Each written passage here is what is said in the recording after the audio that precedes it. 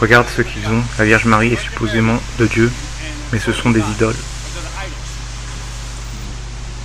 Et ça, c'est supposé être Michael l'archange. Mais c'est quoi? C'est même pas Michael, tu le sais. Et regarde Santeria, toute la sorcellerie. Et ça, c'est le matériel que j'avais. Caldero. C'est Caldero. Tu te rappelles du tabernacle où les gens rencontraient Jésus, ils avaient rencontré Jésus. C'est le tabernacle du diable, ça.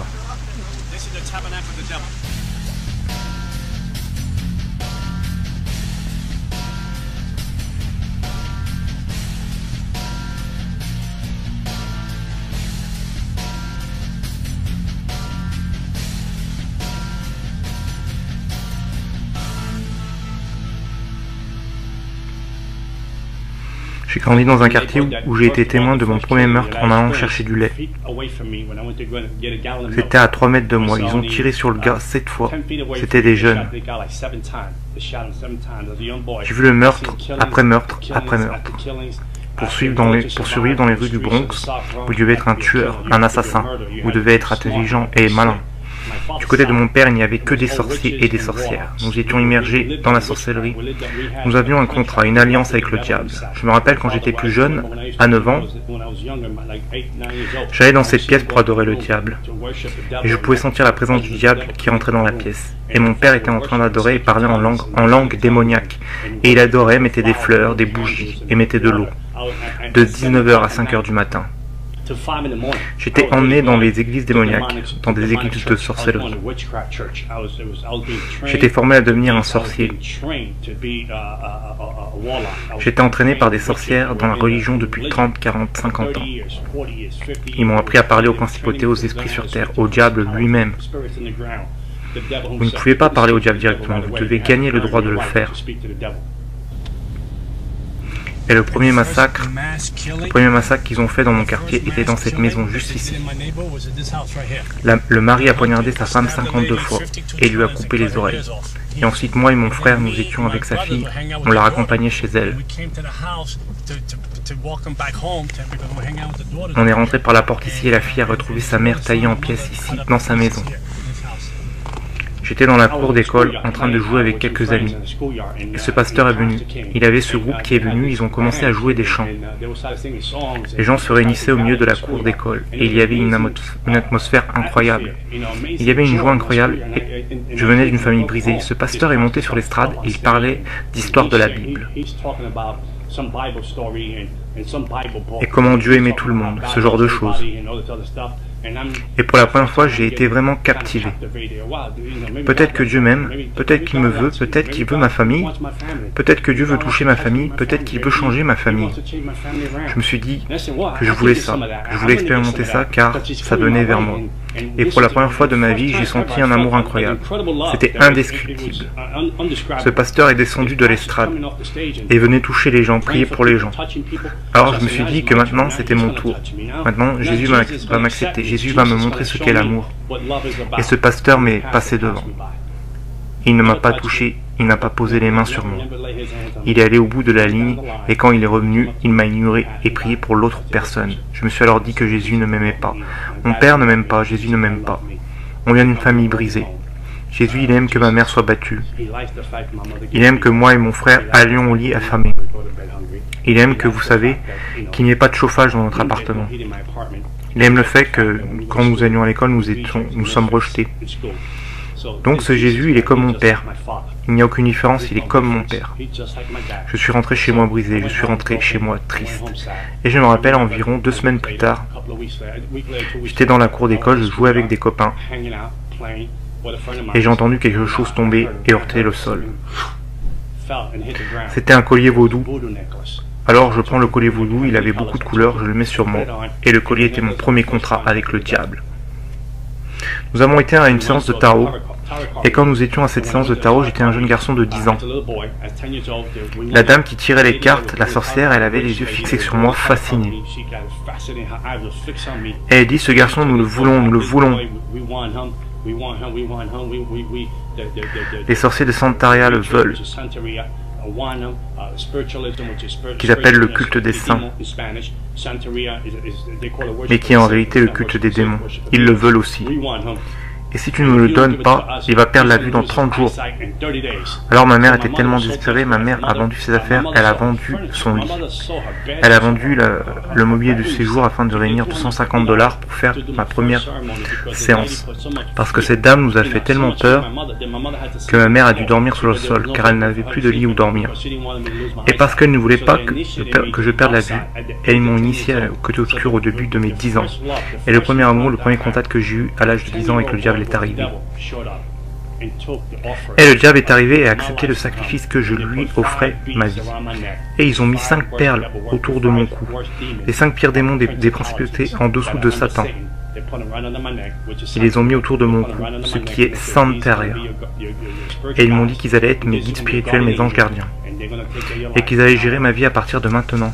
C'est le bâtiment, ce bâtiment au coin de la rue ici, était quasiment abandonné. C'est dans le livre. Moi et mon frère, on avait l'habitude de monter et descendre, chercher l'eau à la pompe.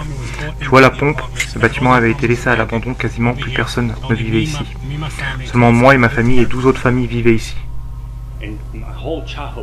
Mon enfance m'a été volée. Toute mon enfance a été d'adorer le diable, d'aller dans des églises sataniques. J'allais dans les églises sataniques de 19 h à 5 h du matin. J'étais formé par les sorciers et les sorcières à connaître les principautés démoniaques, les droits qui détient cette région, qui est dans cette région, qui gère cette principauté, quel est le nom de cette principauté. J'avais des pouvoirs de channeling. À l'âge de 13 ans, je faisais des projections astrales. Je laissais mon corps à la maison.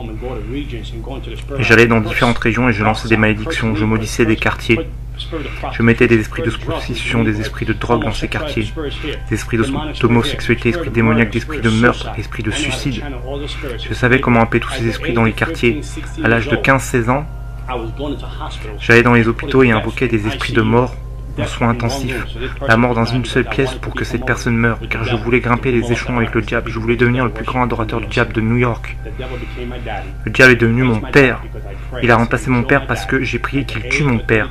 Et à l'âge de 31 ans, mon père s'est fait tirer dessus en pleine face dans une boîte de nuit par une femme qui n'était pas la sienne alors qu'il en avait une.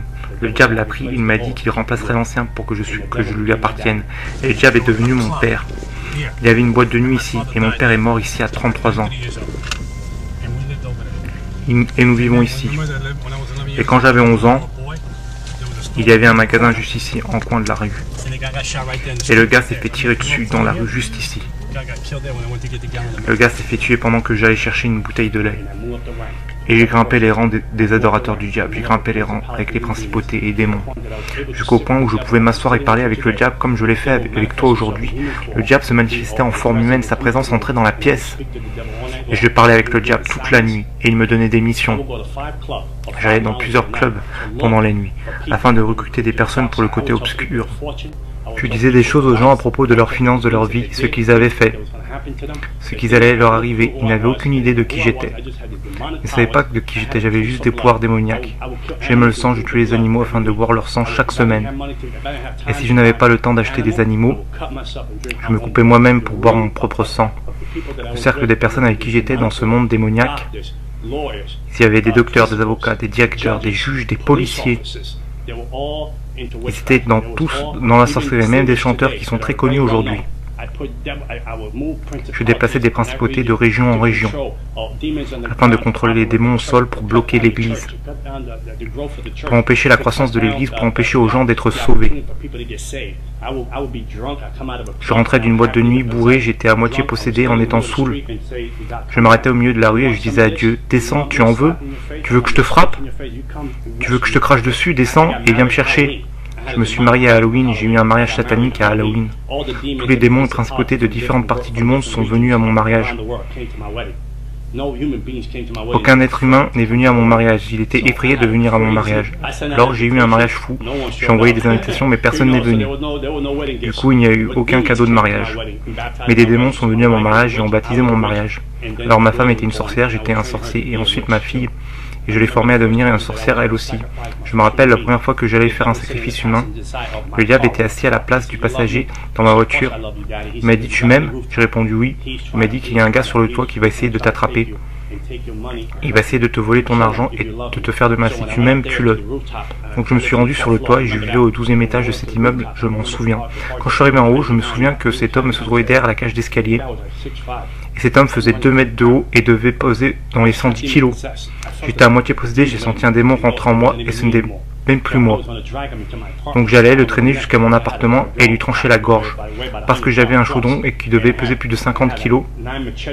Et à l'intérieur, 9 machettes et des couteaux avec lesquels je faisais mes sacrifices d'animaux. Et quand j'ai voulu attraper l'homme, il m'a filé entre les mains et a disparu. Il a descendu les escaliers, cet homme était comme un coureur olympique, il a disparu d'un coup. Je n'ai donc pas pu l'attraper et le tuer. Et j'ai été vraiment déçu de ne pas pouvoir tuer ma première personne. Des personnes ont dessiné ces graffitis ici. C'est un démon juste ici.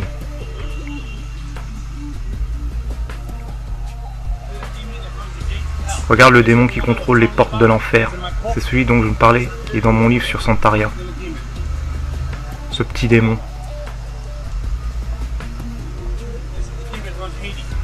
C'est le démon qui contrôle Haïti, la principauté au-dessus d'Haïti.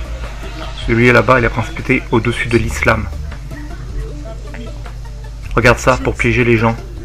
La vérité. Tu trouves ça drôle? La vérité vous rendra libre. Ils ont mis le pentagramme là-haut pour que les gens pensent que ça fait partie de ça. C'est quoi cet endroit? C'est l'endroit où vont tous les gens du Bronx pour se préoccuper du matériel. Afin de faire de la sorcellerie, blesser des gens, tuer des gens. C'est l'endroit où nous pouvons aller à l'intérieur, viens. Si je vous disais que j'allais vous tuer dans les 30 prochains jours, les gens me payaient la somme que je demandais, sinon je les tuais dans les 30 prochains jours.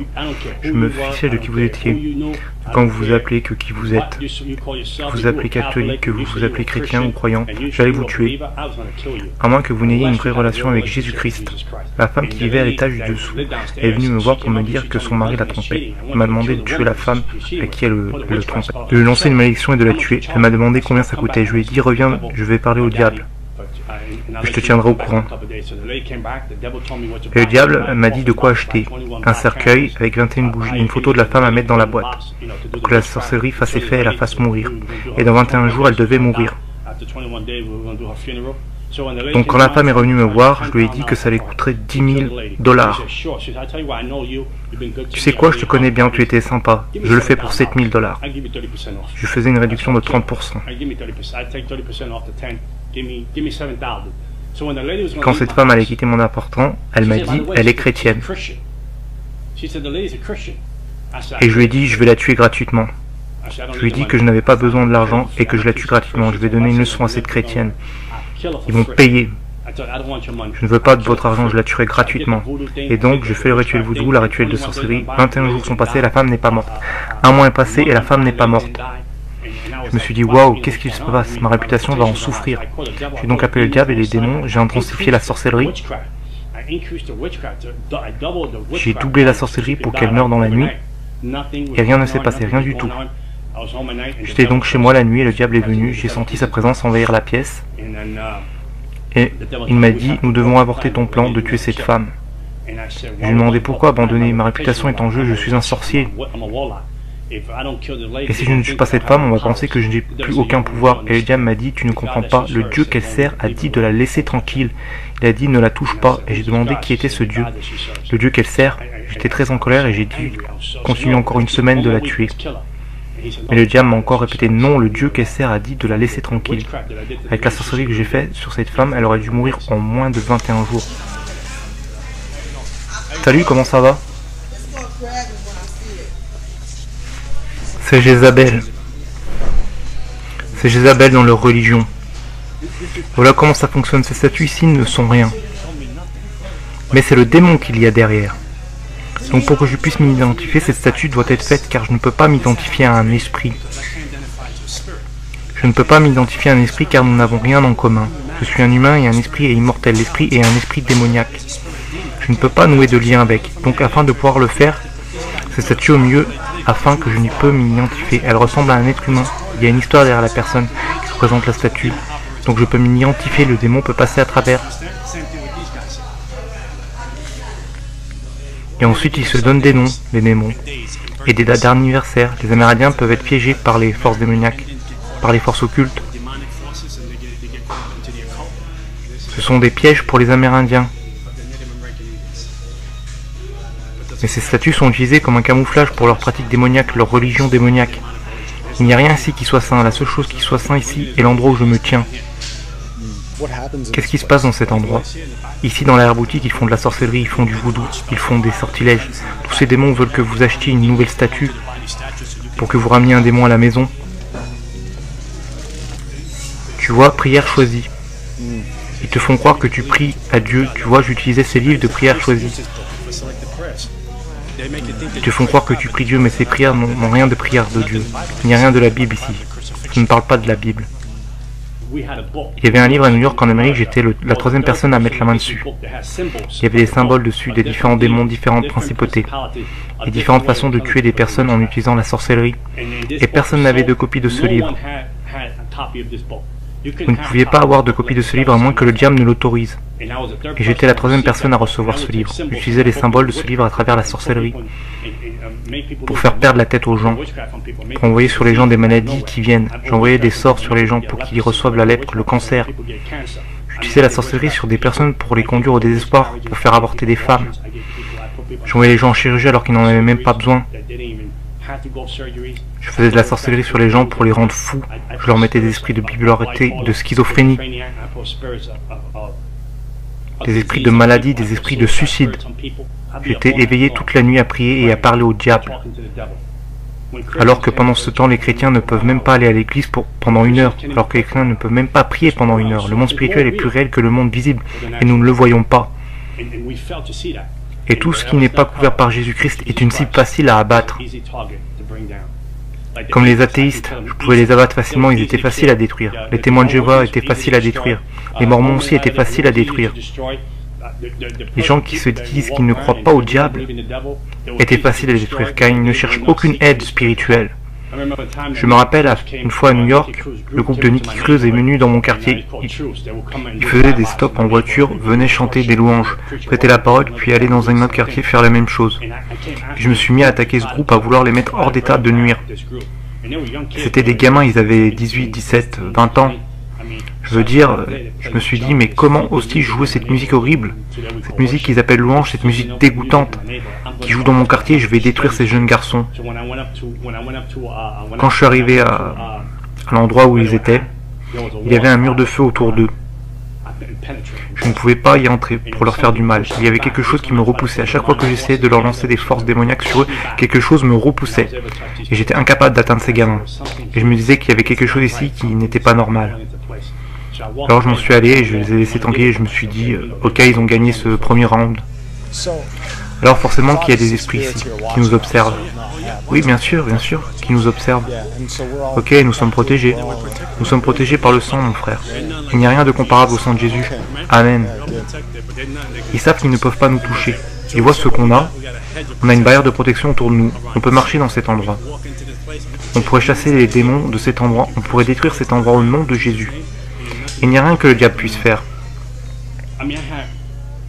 J'avais beaucoup d'argent, de belles voitures, de belles femmes. J'avais tout, je vivais dans le monde. Mon voisinage était terrifié de qui j'étais. Ils se disaient, vous embêtez ce type et votre famille va mourir. Vous embêtez ce type, il n'aura pas besoin d'un pistolet, il tuera vos familles durant son sommeil. Mon père était incroyable.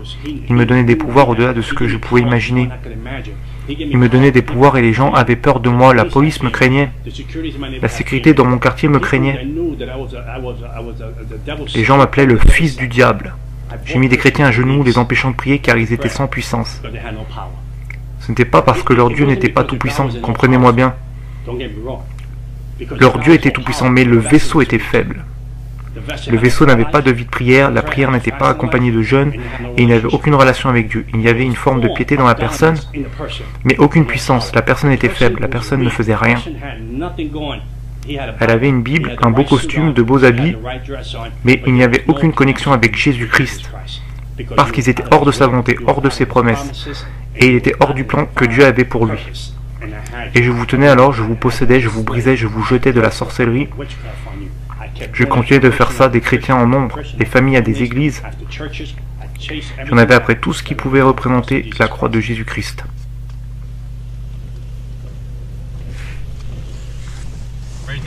C'est un endroit très démoniaque. Alors cet endroit a un effet sur tout le quartier? Oui, bien sûr, cet endroit a toute cette région sous son contrôle. C'est le trône du diable, nous venons juste d'aller au trône du diable. Ce trône est là depuis les années 80. Et ils dépensent 100 ou 200 $ à acheter toutes ces choses, ils se ruinent et n'ont même pas assez avec l'assistance publique, mais on a quand même assez pour acheter ces choses, parce qu'ils pensent que leur vie va devenir meilleure, que leur vie va s'améliorer, qu'ils vont faire des progrès. Ils croient qu'ils vont briser les malédictions familiales, les rituels, les malédictions qui viennent du vaudou. Ils croient qu'ils vont briser tout ça alors que Dieu dit « Venez et je le ferai gratuitement. Donnez-moi juste votre vie et je vous rendrai libre. » Mais ils n'en veulent pas, c'est trop difficile pour eux, c'est trop compliqué pour eux. Mais ils peuvent aller dans des endroits comme ça et dépenser 200 $. J'avais un contrat avec la principauté qui contrôle Haïti, son nom est Canberra. J'avais un contrat avec les démons de Miami, avec les démons d'Afrique. J'avais aussi des contrats avec les démons ici à New York, la principauté qui contrôle Times Square, ici à la 42e rue. La principauté qui contrôle Times Square à la 42e rue n'est pas la même que celle qui essaie de contrôler ce quartier. Je n'avais aucune conscience. Je me rappelle avoir fait de la sorcellerie sur mon frère et l'avoir mis en prison pendant 5 ans. Mon propre frère, ma chair, mon sang, j'ai fait de la sorcellerie pour le mettre en prison pour 5 ans. Mon autre frère qui était aussi sorcier est venu chez moi, une fois en colère. Et un démon l'a assailli. Il a couru hors de la maison car il ne supportait pas la douleur à son estomac. Et ma mère ne pouvait supporter ça. J'ai fait tellement de rituels sur mon corps.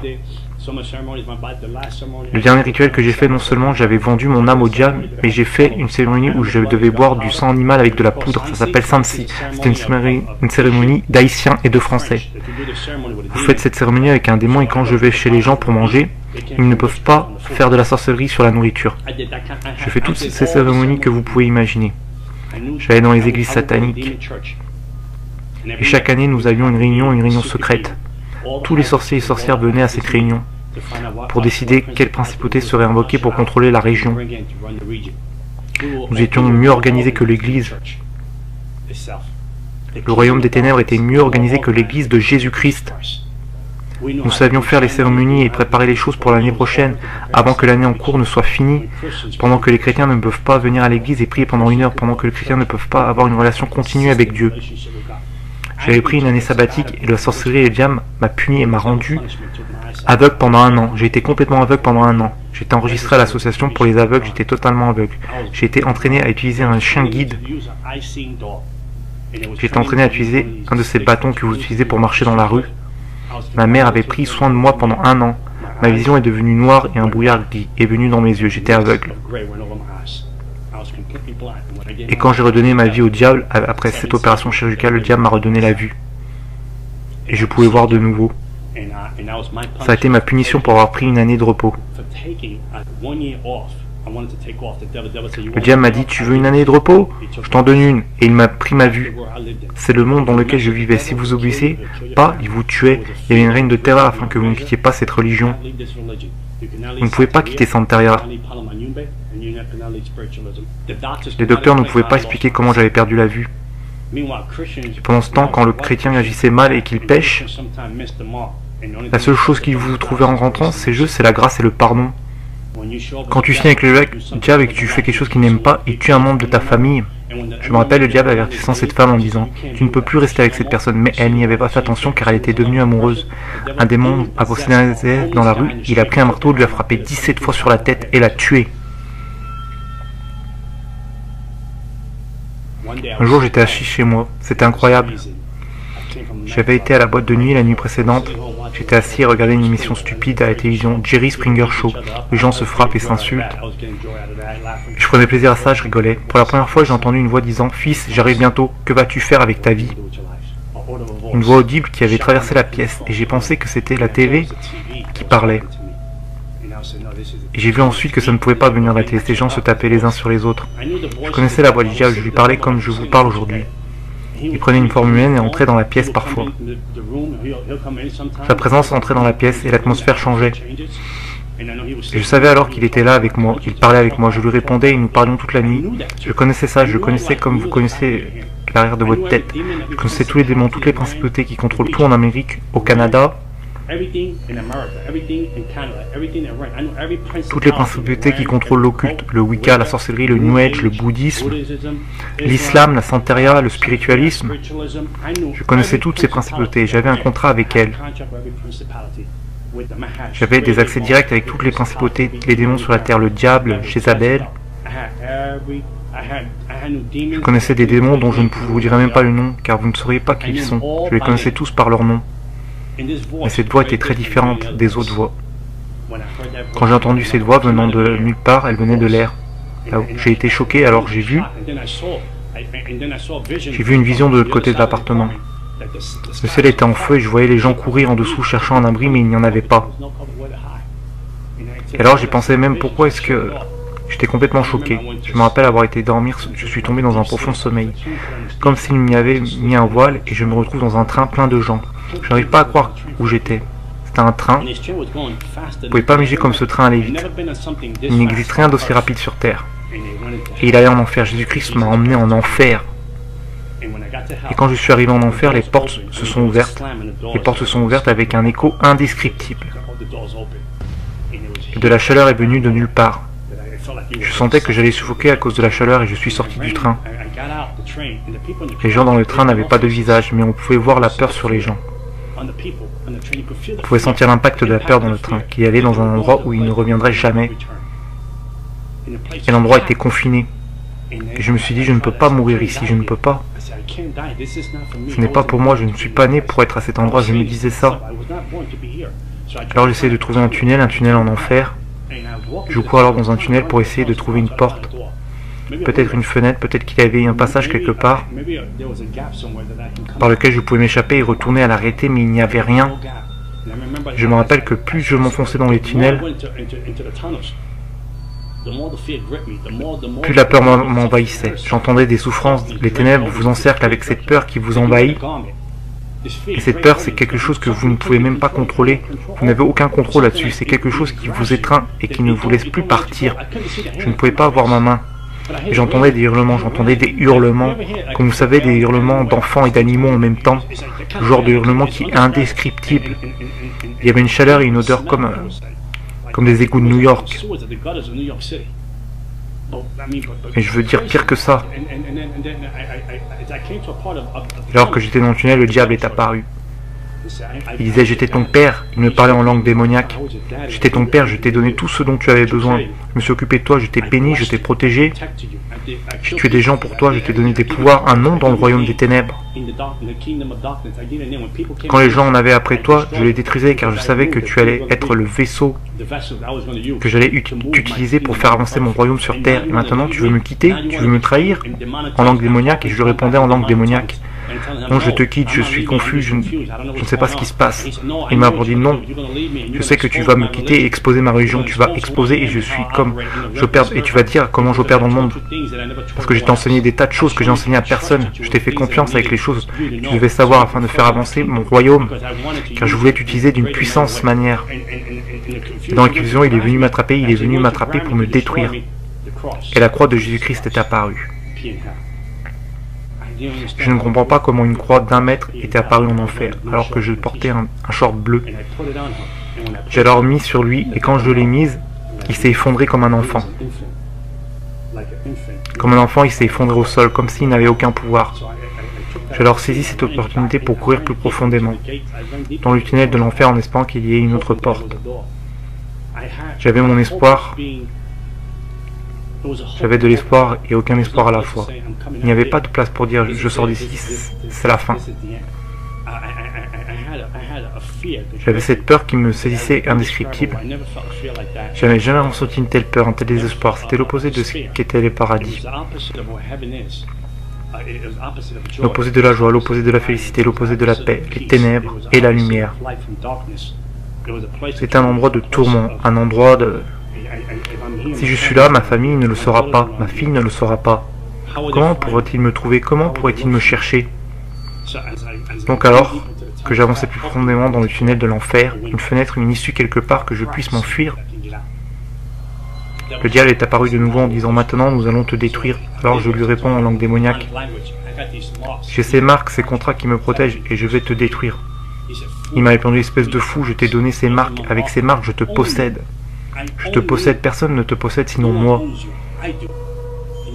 Tu vas vivre pour moi ou mourir. » Et il est venu pour m'attraper une seconde fois. Je me suis dit, c'est fini. Alors la croix de Jésus est apparue en enfer.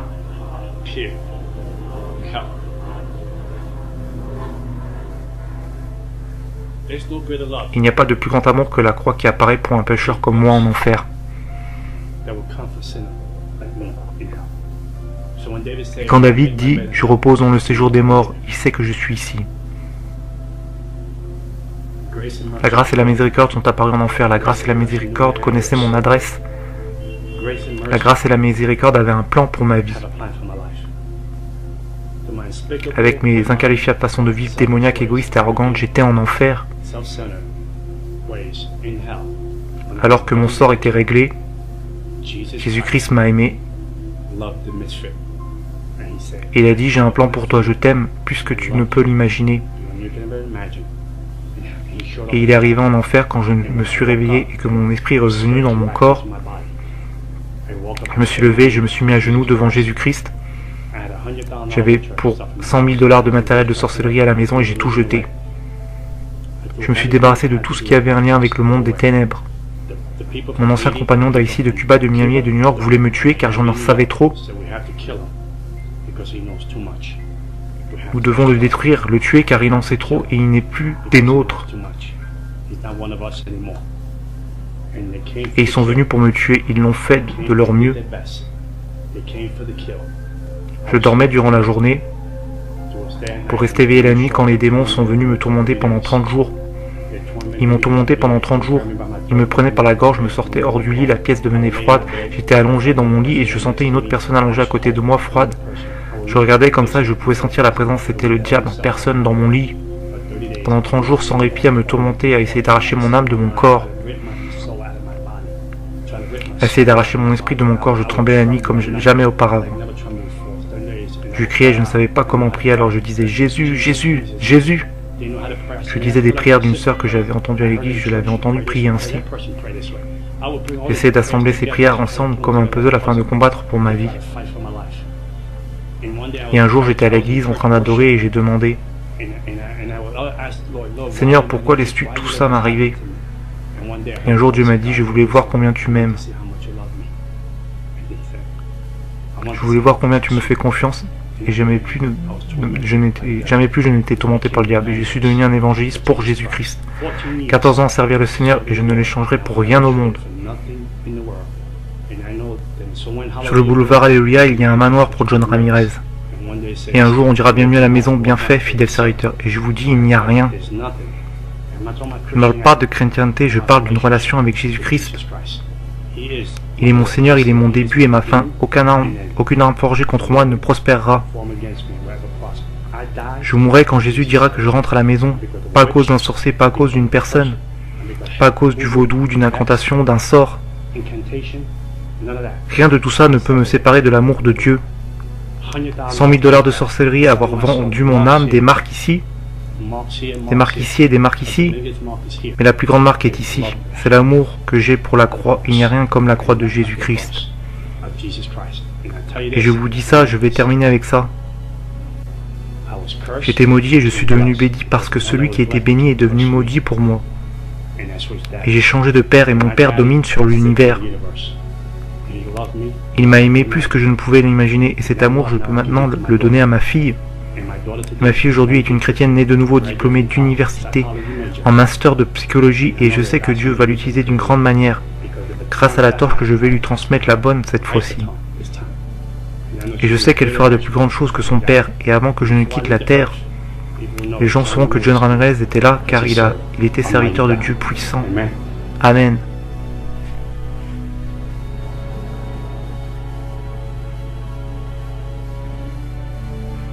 Après avoir donné sa vie à Christ, John a rejoint Times Square Church à New York. Il a été formé par le pasteur David Wilkinson jusqu'à la mort du pasteur Wilkinson en 2011. John est maintenant un évangéliste pour Christ. Il voyage à travers le monde afin de prêcher et d'exposer les œuvres de Satan.